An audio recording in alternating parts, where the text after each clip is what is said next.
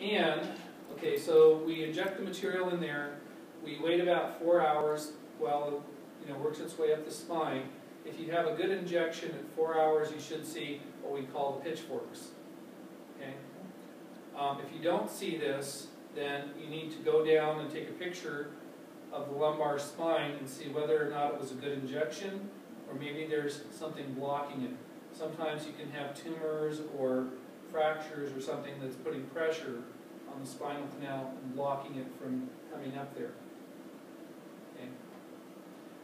When we get up here, okay, we start looking at this. The anterior, okay, you see the lateral ventricles. We used to call these the Sylvian, right and left Sylvian cisterns.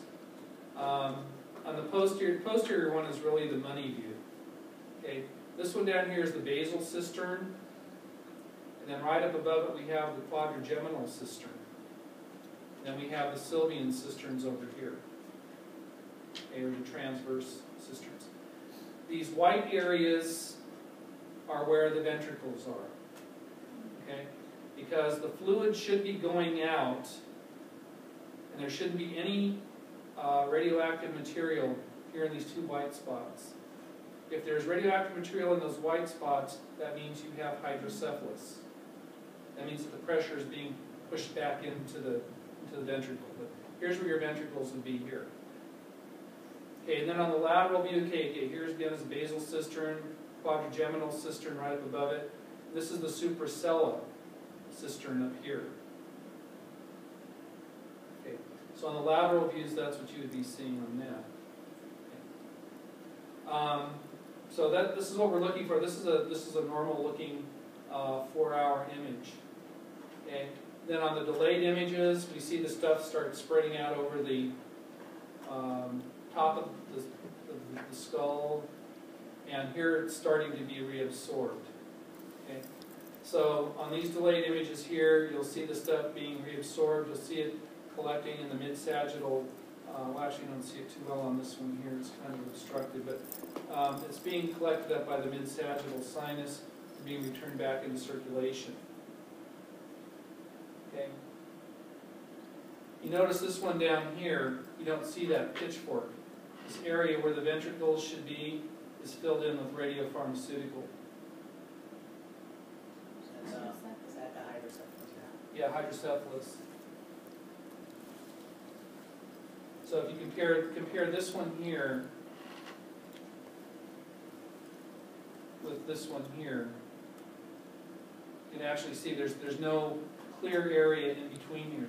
I've actually got some better ones than this, I think. Sometimes they do, actually I think the one in Ann Steve's is a little bit better. Just Ann Steve's here for a second.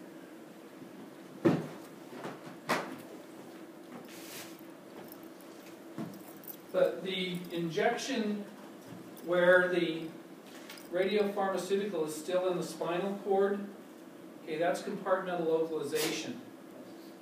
But on the delayed part up here, okay, this is diffusion again. I think they've got a real good picture of it in Steve's book here. Oh, this is the wrong.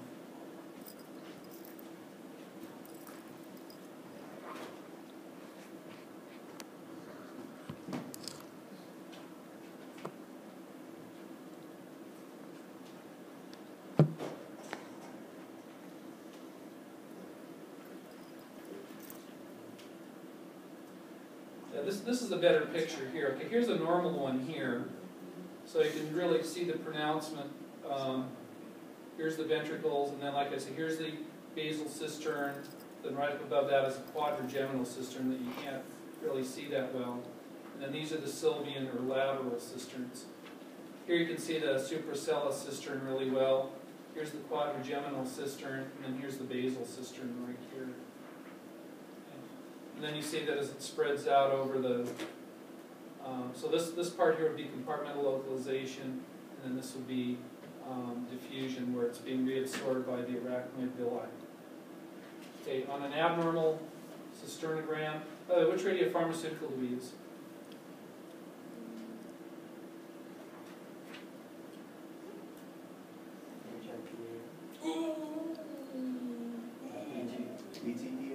Indium DTPA. I know. Really start paying attention to the radiopharmaceuticals that you guys are using. You will definitely get to see a lot of that. Okay, can you see the difference here though? Here the ventricle is full of the indium. So it literally got pushed back. It was like reverse circulation. Here you can see the lateral ventricles. Here you can see the fourth ventricle. Okay. So this is the difference here. You shouldn't see any activity in the ventricles at all. You notice how it persists in there? So over 24 hours and 48 hours, the stuff doesn't go anywhere where it should be getting reabsorbed. So that's a hydrocephalus? Yeah, this is the hydrocephalus. It's called communicating hydrocephalus because it's literally going backwards. Okay. The other thing is sometimes you'll be asked to do a shunt study.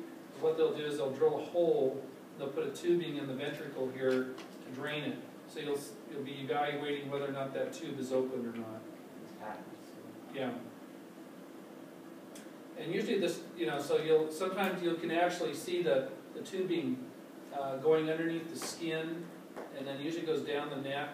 And either they have it drained into the peritoneal cavity, or they put it into the superior vena cava. I saw one of those yesterday. Oh, fantastic. Bring a picture of it if you can. Yeah. Bring the patient. I don't think it was working. Oh, yeah. Well, normally when the patient has a problem with that, it's going to be a bad outcome. They said he was seizing. Yeah, they have seizures. They got all sorts of. He's had it for like 20 years. Yeah. Well, when they're working, the guy's perfectly normal. It's just when they get blocked off like that. Were they pumping it when they were going like that, or because it was a BP? They're probably trying to remove, or if there was something blocking it, maybe move the obstruction. By pushing on it, you're creating a little force that maybe will. Some have like a pump behind the ear. Yeah. Do they? Or how is? I don't think it's a pump. Because I think just the pressure.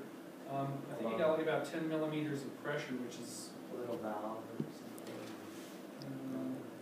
I don't think there's a valve in there. So it's just a straight tube running down into the stomach. Yeah. Or in the cavity down here. Okay. So that's two methods that are mentioned here: the compartmental localization and then the diffusion, where in the delayed part of the cisternogram it's being returned back. Okay, and then so moving on through the rest of the types of things here. Okay, so compartmental localization, passive diffusion. Now, this other thing over here, so the blood-brain barrier, that would be for that brain scan that I showed you. That would be either with technetium by itself or technetium DTPA. That was one that they used for that study. Or technetium glucoheptanate. I don't think they make glucoheptanate anymore. So that can go through the blood-brain barrier? Well, normally it won't unless there's been an injury into the blood-brain barrier. So, looking at the anatomy that you just saw, you shouldn't see any activity in there. But looking at Ann Steves, I know Ann Steves has a picture of it. Like I said, this used to be one of the big studies that we used to do in nuclear medicine. But as soon as CT came out, that was the end of it for us.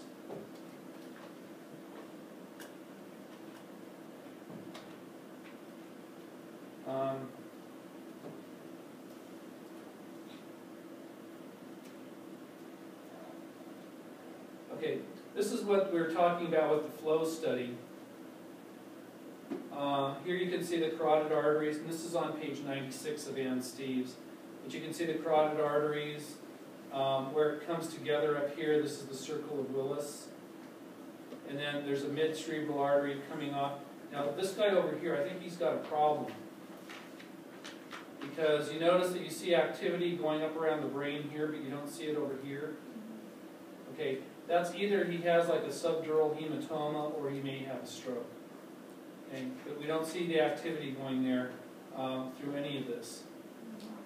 Okay, even though they're calling this a normal study, it's not a normal study to me because there's just too much missing here. Okay, then now in the delayed images, normally if you're using technetium or any of these other things, you normally have to wait maybe an hour to several hours before you do the imaging. But here again, see the hemispheres have no activity in them. You see the mid-sagittal sinus. On the posterior view, okay, again, here's the posterior fossa. This accumulation here, now normally this could be a tumor, infection, or stroke. Normally in the position that it's in here is probably a tumor, usually like a meningioma. But one of the things that we used to like to do, and this is something we still do for thyroid scans, is we do a flow study, and if we see this thing light up, you know, during the arterial phase, and we know it's a tumor, and it's a vascular tumor. If we don't see it light up during the vascular phase, but then it starts lighting up on these delayed images, then we're pretty sure that it's, you know, either like an infection or a stroke in that area. Okay? But here's the bad news. Okay? One of the problems we run into with some of the imaging that we do is if this person had the stroke right now and we rushed them up to the hospital, if we tried to take a picture of this, we wouldn't see anything. Okay? It takes a couple of days for the new blood vessels to start going in and revascularizing the damaged tissue, and that's when the stuff leaks out. Okay? So it's the same thing with the heart. If you have a heart attack, if you did a perfusion study, you would see it. You'd see that there was an absence of activity. But if you did some of the other studies that we do, it would look perfectly normal. It doesn't start showing up abnormal for a day or two. And the same thing with a CT scan. If you have a stroke and you rush the patient into the hospital and you did CT, it would look perfectly normal. Okay, the only thing that they would be looking for on a CT scan initially is bleeding. Because remember, I don't remember, saying you don't do CT, do you? You do No. CT? No. Does anybody here do CT? I do know CT, but we don't do CT in our community. Okay. Yeah, well normally when they first bring in a stroke patient, they don't inject contrast. All they do is they'll do a CT scan to see if there's any active bleeding. Okay. And then if the patient survives the first 72 hours, then they'll worry about doing the contrast study later. But even with us, if we do our study on them, it's going to look perfectly normal unless we do the vascular study. The vascular study would show an absence of activity in the area where the stroke is. Or in this case, would show an increase in activity where the tumor is. Okay. But one of the things that you need to be asking the patient is what kind of symptoms are you having? A patient with a tumor in the occipital area would probably have what kind of symptoms? Visual problems. A headache and visual problems. Yeah. The headache is common with most pathology of the head, but the visual problems would be your key that something is probably in the occipital area. So you may want to concentrate, if they did ask you to do a flow study, you may want to do a posterior flow as opposed to an anterior flow. Okay. The same thing, you can also do lateral flows too. So if the patient is having problems hearing or with areas controlled by the right parietal lobe, then we could do a lateral flow. Okay. But let's take a look. Okay, so these are just some examples. What's nice about these examples here is that this is what any of your brain perfusion agents would look like, or FDG. So if you're doing any kind of a brain perfusion or metabolism study, this is what you would be looking for. And again, you're doing symmetry. So you compare one side to the other. Now, a lot of this, I hate to say, is positional error by the technologist. When you guys are positioning these patients, you want to make sure that they're absolutely in a true anterior position. If they have their head turned off to the side, shame on you. Same thing with CT. I hate it when people, they do the patient in whatever position they come in, they really turn out a crappy